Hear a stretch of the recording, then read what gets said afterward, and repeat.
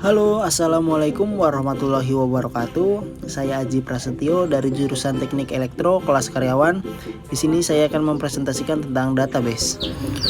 Langsung saja, yang pertama, database adalah basis data atau sekumpulan data yang dikelola sedemikian rupa sesuai ketentuan tertentu dan saling berhubungan supaya mudah dikelola. Pengelolaan database memudahkan setiap orang mencari, menyimpan, dan menghapus informasi.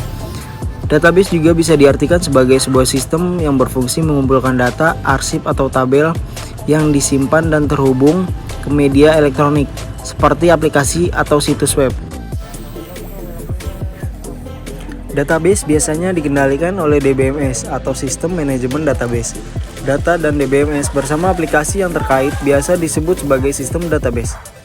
DBMS ini berfungsi sebagai antarmuka antara database dan pengguna atau program. Ini memungkinkan Anda dapat mengambil, memperbarui, dan mengelola bagaimana informasi diatur dan dimaksimalkan. Selain itu, DBMS juga memfasilitasi pengawasan dan pengendalian basis data. Dengan bantuan DBMS, admin bisa memantau kinerja, menyeting aplikasi, dan melakukan backup dan recover database ketika dibutuhkan. Contoh DBMS adalah MySQL, Microsoft Access, Microsoft SQL Server, FileMaker Pro, Oracle Database, dan DBase. Selanjutnya ada fungsi database. Berikut ini fungsi database secara umum, yaitu 1. Mengelompokkan data dan informasi. 2. Memudahkan identifikasi data. 3. Menghindari data ganda yang tersimpan. 4. Memudahkan akses, simpan, pembaruan, dan penghapusan data. 5. Menjadi penyimpan data dari aplikasi atau situs web. 6.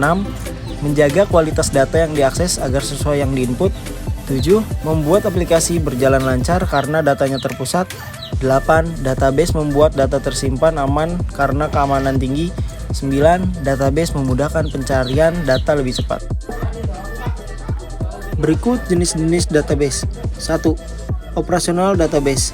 Operational database atau database online transaction processing berfungsi sebagai tempat untuk mengelola data dinamis secara langsung dan real time. Contoh operasional database adalah JSON atau JavaScript Object Notation. JSON merupakan format file yang menggunakan teks untuk melakukan pengiriman data. Format ini biasa dipakai pengguna untuk melakukan pertukaran daya seperti berinteraksi melalui browser dan web server. JSON berasal dari JavaScript. Sinkronisasi data bisa dikerjakan secara real time. 2. Data warehouse. Data warehouse adalah jenis database yang biasa disebut dengan istilah enterprise data warehouse. Tipe basis data ini adalah elemen utama dari bisnis intelijen. Database jenis ini digunakan untuk analisa dan pelaporan data. Contoh database warehouse adalah Microsoft SQL Server. Ini merupakan sistem basis data buatan Microsoft. Sistem ini adalah produk dari perangkat lunak yang bertujuan untuk mengambil dan menyimpan data sesuai dengan permintaan aplikasi. 3. Relational database. Relational database adalah basis data relasional yang merupakan basis data untuk mengorganisir sesuai model hubungan data. Aplikasi banyak menggunakan sistem ini untuk mengatur dan memelihara basis data melalui hubungan setiap data.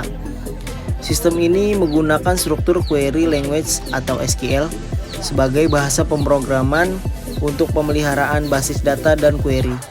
Contoh relational database adalah MySQL. MySQL adalah basis data open source yang populer dan biasa dipakai untuk aplikasi berbasis web, contohnya website dinamis dan e-commerce. MySQL adalah salah satu komponen penting dari web service solution stack LAMP atau Linux, MySQL, Apache, dan PHP yang merupakan sebuah platform pengembangan web sumber terbuka. 4. Distribute database. Distribute database adalah tipe basis data yang terdiri dari gabungan situs dan tersebar di banyak lokasi berbeda. Seluruh database tetap terkoneksi satu sama lain dalam suatu jaringan komputer. Sistem ini berbeda dengan sistem paralel yang terhubung erat pada data tunggal. Sistem ini terdistribusi melalui situs yang tergabung dan tidak memiliki komponen fisik. Fungsi distribute database adalah untuk menyalurkan data melalui workgroup perusahaan yang masing-masing diolah secara mandiri. Contohnya adalah Microsoft Office Access. Pengguna bisa mengimpor atau menghubungkan secara langsung ke data yang tersimpan pada database. 5. End user database. End user database adalah jenis database yang dibuat dan diatur oleh pengguna akhir menggunakan perangkat atau workstation sendiri. Jenis berkas data buatan sendiri dibuat dengan prosedur tertentu. Berkas data lalu dikelola secara mandiri melalui metode yang Anda gunakan. Basis data ini berlaku untuk dokumen yang bersifat offline dan tersimpan di perangkat pribadi. Contoh dari end user database adalah spreadsheet, word processing, dan download file. Demikian presentasi dari saya tentang database. Wassalamualaikum warahmatullahi wabarakatuh.